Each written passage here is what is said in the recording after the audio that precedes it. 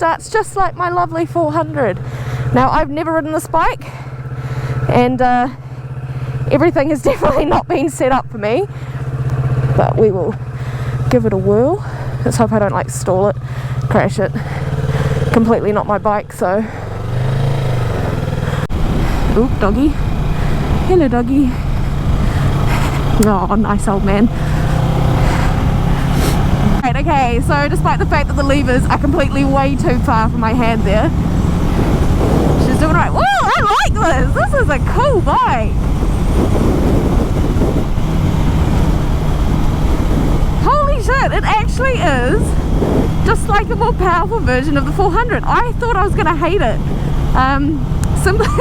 Simply because of how heavy it was. I tried moving it a couple of days ago just around the garage, and 192 kilo was not the way to go. I don't like how quiet it is, but I can't obviously change that, can I? Let's go.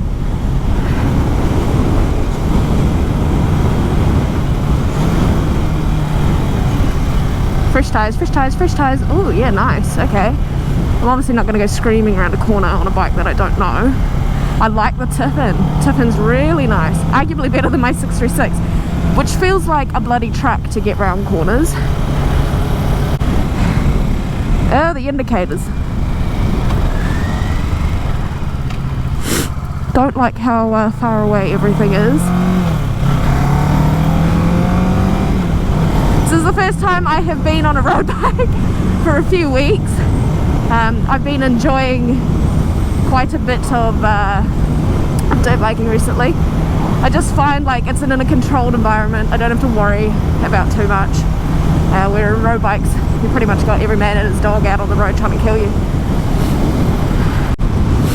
I haven't figured out how to change the time. I haven't linked up my phone for the app Connect. But yeah, the new dash is taking me a while to get used to. Obviously, both my 636, oh you cheeky, both my 636 and the 400 have the same dash. I've never had a TFT display or like a digital dash before, so it's quite interesting. That'll be good. This is going to be a relatively chill ride. It's just my general commute to work. Obviously no corners, primarily motorway. It'll give me a feel for the power. Oh man, that clutch is terrible. Okay, so like my biggest concern right now is if I have to come to a stop, simply being, oh, here we go. I can't touch the ground, so I've gotten really good at like slow speed business. Yeah, look at that, didn't even have to touch the ground. So new gloves, a clutch and brake that are way too far away. This is just like the perfect ride right now. And I'm late to work. Like I don't think it can get much better than that. Okay, so far super comfy. I'm not having any issues like I did with the 636 trying to learn how to control it. Right, where are you going, you little van? You're not going straight. Look at that, I haven't even had to put my feet down the whole ride so far. This is a bloody record. Oh, is that traffic? You might have to split. Oh, okay, I cannot reach that to save my life.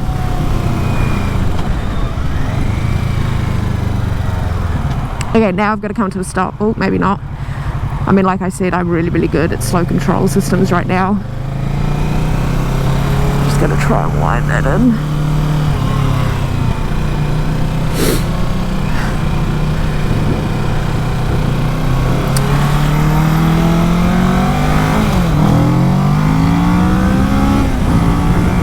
Oh, I like this. Oh, man. This is a cool bike. I have no idea why people wouldn't actually enjoy it. I mean, most people are like, okay, I'd rather just go for like a 636. No, actually, we'll stay in this lane. Oh, that torque is beautiful. Woohoo! Let's see if I can like try and twist that in. Oh, that's better. Woohoo! Gosh. I'll need to figure out the brake at some point, but I'm not too concerned. I have very tiny fingers. Oh, also these gloves are awesome. I actually really like them. The warmest day today, as much as it looks like a beautiful clear day, it's actually really not. Anyway, back to the Ninja 650. So The Ninja 650 is a learner approved motorcycle here in New Zealand, which means that as soon as you get your learners or your first license to get your bike, you are legally able to ride it, which is pretty cool because this is a damn good start-off bike for anyone. It's got a nice low center of gravity. I'm assuming it's got a really short seat height. I haven't yet come to a stop on it, but I know that the measurements are about 790, whereas the Ninja 400 is about 785. So not too much of a difference. Surprisingly, for a bike that weighs 192 kilos, so we're talking like 4 kilos off my 636, it handles like a nimble bike. I have ridden a Z650 before and I absolutely had a blast on that. This bike just really feels like the fairing version of it, and I'm really impressed. I mean, when Kawasaki dropped the bike off, I said to them, look, I'm going to do an honest review, and this is my honest review. Only thing is, exhaust. Like, I wish they would actually put better exhaust on these bikes. I understand with the emissions laws and all of that, you can't really do it. But yeah, so far, considering I've done very minimal corners, primarily motorway, I'm on my commute to work, which is probably what the general use of this bike is going to be. It's really good. I really like the power delivery, the torque, and the handling. Like, honestly, my 636, trying to figure out how to handle that bike has been a long process. I'm a really small human. I had to get the suspension set up, whereas this I could just really get on and go, which is great, like really great. It definitely reminds me of my my little 400, just pretty much on steroids. So yeah, I mean, first impressions, absolutely rate it, but I am keen to get it out on sort of some windy roads and see how she handles. I will be doing that at the end of this week, so you guys better kind of stay tuned for that, and hopefully I'll get my clutch and my brakes set up, because at the moment I'm a wee bit small, and also my mirrors, I can't actually see anything, but that's alright. It's all about head checking, isn't it? Hello, Mr. Motorcycle. Ooh, Suzuki. Mate, you gotta go green.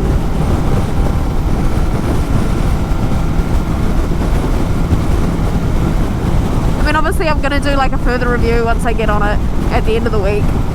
Sort of my verdict, like the 400. Hello, Mr. Biker. My verdict on sort of 400 versus 650. If everyone who knows me and follows me knows that I rate my 400 as the best learner bike. This is a test to see if this bike would be better. I mean, when we're talking about learner bikes, obviously bikes that'll start you out on, bikes that are for your learners, or you're restricted here in New Zealand. You've got a 2-stage license, which you've got to sort of play around with before you can get your full. Everyone's always asking like, oh, why you still got the 400? You know, it's a baby bike. It's hella comfy, super nimble, awesome to handle. And my 636 is like, it takes a lot of mental power to get on and ride that every day. Just like even cornering, you have to really think about what you're doing, which is what I love about these little bikes, or I mean, you're not really little, you're actually quite big. But these bikes that are really like learner friendly is that you can just get on and go, you don't have to worry about anything. Where the hell is your number plate? Mate, you've lost your number plate there. I mean, she's not hella quick, but she definitely does a good job. Okay, yeah, we'll have to sort my mirrors at some point. Yeah, anyway, so I decided to ride to work today because I'm not going to be able to ride this bike again until end of next week. I've taken a couple of days off just so I can do a bit of a review and sort of enjoy it a little bit more. Hopefully it's not raining. Like, if it was weather like this, absolutely primo. I might even run my one piece, stretch that in. I'm meant to be racing on the 20th, but I'm not sure how that's going to go. The bike is still a primer and I have yet to ride it, so hey ho. I would like to point out that I've only been riding for 2 years, so I'm still very much a noob in my riding style. Yeah, you guys might be able to see some epic track photos, but really I sit there probably screaming around half the corners wondering what the hell I'm doing. But you know, it's been great, honestly. Kawasaki Ninjas I rate as probably the best learner bikes. No, it's not because I'm an ambassador for them. That's why I became an ambassador for them, because I rated their product so well. So when they hit me up, it was a no-brainer to say, yeah, let's do it. And also because of the Car We Girls initiative, I'm all about getting girls into racing, into like road riding in a safe environment where they don't feel excluded. I am definitely, without a doubt, coming to a stop right here, which will be the true test of the tail, and I'm actually going to have to use my brake, which is way too far out. I've pulled my clutch in a little bit while riding, but I'm going to have to legitimately Oh yeah, that brake is terrible. Should probably just use a bit of back brake here. Oh my god, it must be where I work.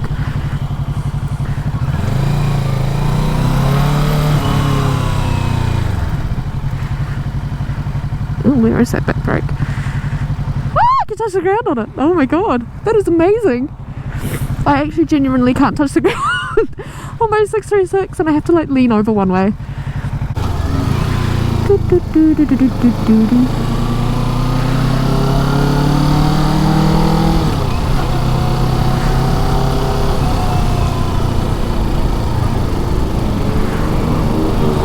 Squid!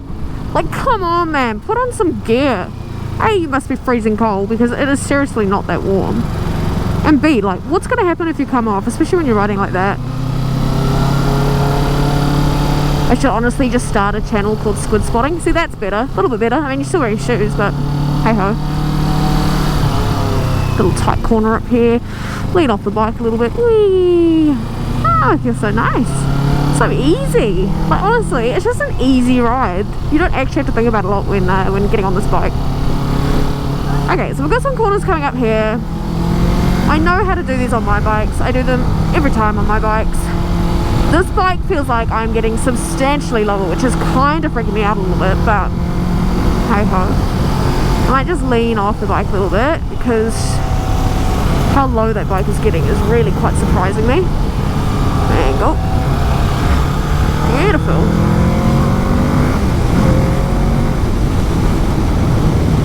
Okay, really easy to handle. Like, wow. And I mean, I've got a backpack on the back, so